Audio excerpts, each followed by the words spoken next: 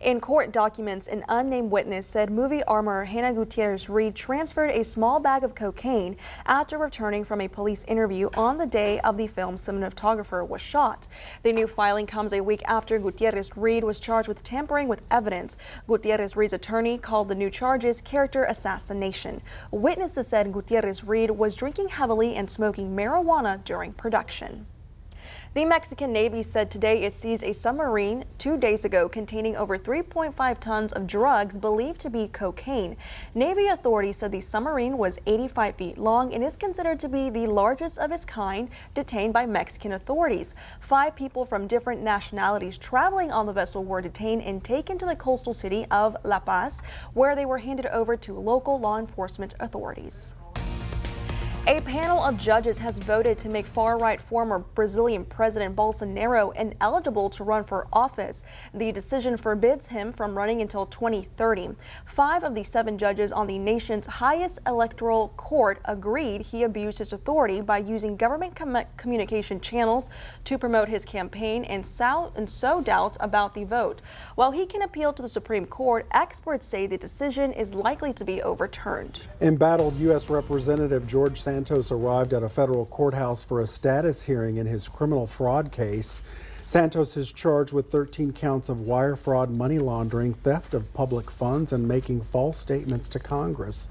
Federal prosecutors claim he misused campaign funds, finance funds for personal expenses, lied about his finances on congressional disclosure forms, and received unemployment benefits while earning $120,000 a year working as a regional director of an investment firm. Santos denies all charges. He could face up to 20 years in prison if convicted. Well, this is a dangerous summertime so far in parts of the Gulf Coast where rip currents have claimed the lives of nearly 12 people in just 2 weeks.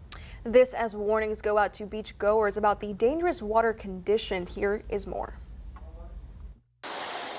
Waves don't have to be large and weather doesn't have to be bad for a dangerous rip current to form. They can reach speeds of an Olympic swimmer. So, even if you are a very good swimmer, they could still cause you potential problems. In the U.S. from 2013 to 2023, rip currents were the 3rd leading cause of weather-related deaths, killing 71 people every year on average. That's more deadly than lightning, tornadoes, or hurricanes. Because, they don't pull you under the water. That's kind of a common misconception. People think they kind of suck you under the water, but they don't.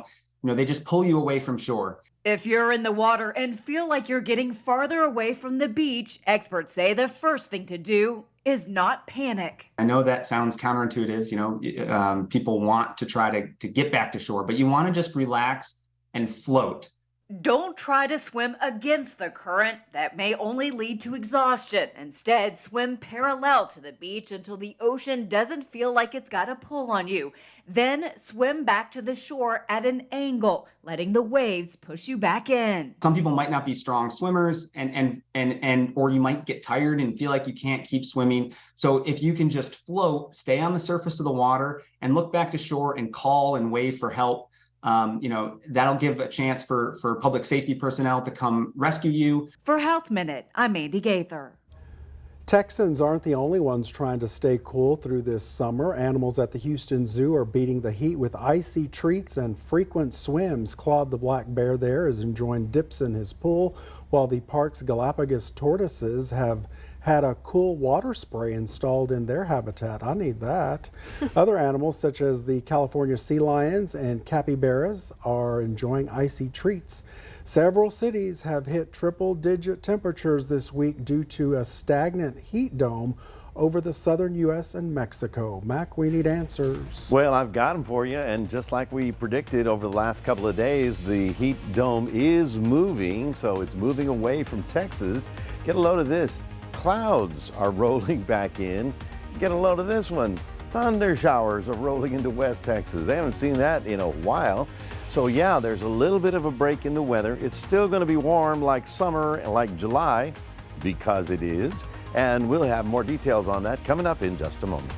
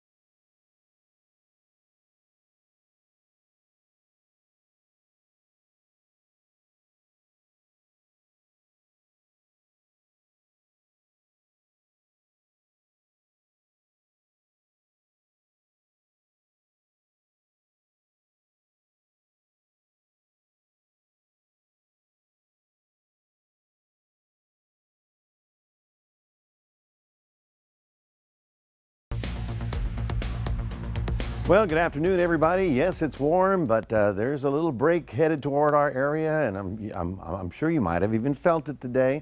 96 right about now. It feels like 103. Our high today managed to get up to 98. Okay, now was it as oppressive as it was last week? I'm thinking it was a little different, but the temperatures will be dropping from the high 80s down, high 90s rather, to the mid to low 90s for next week. So it's a big change. And I haven't seen this in a while. Look at that. Hardly any 100s out in far west Texas after they were 114 and 115 over the last couple of days. You can see how we were generally clear today, but you'll see a band of clouds rolling into our area as the dome is moving, and as it moves, so do the areas where all the stormy weather is occurring. Now we're getting into what we call the monsoon season. Tropical moisture from down south starts rolling up in here, and I'll talk more about that because there's a tropical storm down there. And we're getting thunder showers, big ones in the Panhandle right about now. Nothing San Antonio, nothing Houston, nothing for us. But if you're going out I-10 or maybe even I-20, we got some severe thunder showers popping up right about there, coming out in the Ozona, Sonora area out far west Texas. So yeah, that is a clear sign that everything is moving to the east. Now, tomorrow we've got weather hazards for a heat advisory, but Victoria County is not included. Neither is Port O'Connor or Refugio. Where is the heat dome? Well, there's the heat dome. Matter of fact, in New Orleans today, 98 degrees was their high temperature. So these folks are going to be dealing with what we've been dealing with for the last 3 weeks, and it's all right about there. In fact, it's sort of split. While we were having the incredible heat, it was fairly nice out in the western states, but now Phoenix, California, Nevada, they're getting into the heat business as well, while we're getting a bit of a break. Out in the Atlantic, things are going to be a little quiet for about 5 or 6 days, and that's because we ingested a little bit of Saharan dust. So there's no big development, although there are a couple of waves out there that we're watching, but by and large in the short term we don't see anything really developing. On the other side of the world, in the Pacific, we do have a big problem. This is Beatrice right about there, and Beatrice is going to be rolling right along. Let me do that again. All right, come on, let's do it.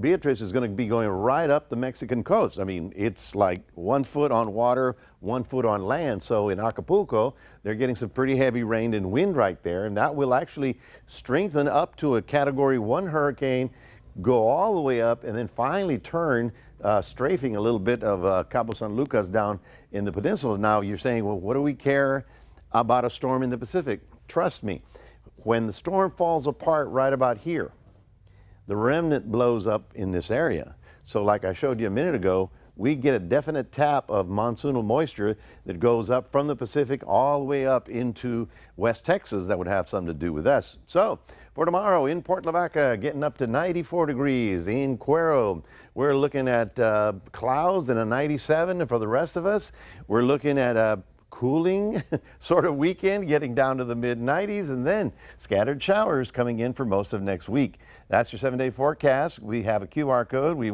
want to remind you, scan that with your phone and put Crossroads Today on your cell phone. We'll be back with more a little bit later on. Right now, we'll toss it to James and Karina. All right, we'll take a look at your stocks next. Plus, the busiest travel day of the 4th of July weekend has started.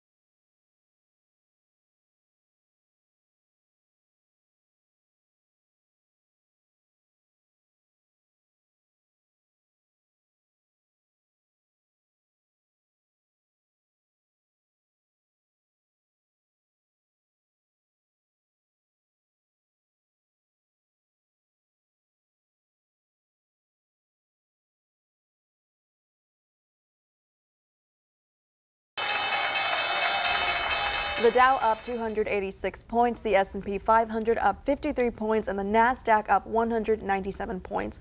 Oil up 78 cents, closing at $70.64 a barrel.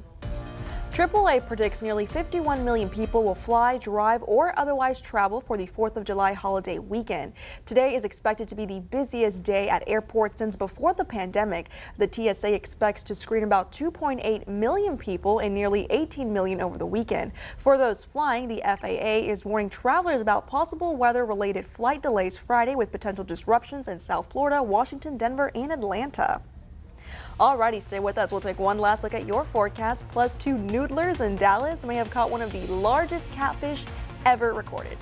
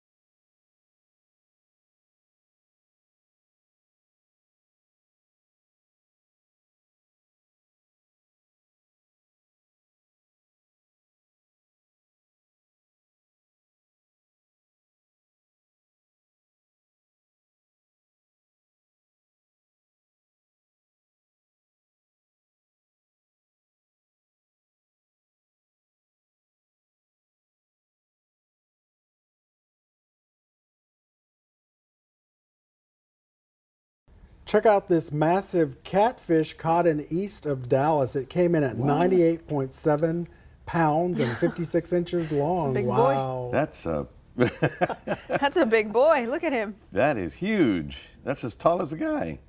Do they eat this Chunky thing? guy. You might as well eat it at I- 98.9 pounds. Wow. Might as well, right? Unbelievable, and it's laying on him. It's pretty That's heavy, as I big would as his think. head. You know, That the could eat his lakes head. aren't that really big up there, you know. They're kind of shallow, so Yeah. that guy's 100 years old. So jump in the pool, glass of water with ice, yeah, wear umbrella. a Lakes. hat and get a lollipop, you That's know. right. All right, well, thank you, and thank you for watching. We'll see you back here tonight for 25 News Now at 6. And don't forget, World News Tonight with David Muir is up next. Good night.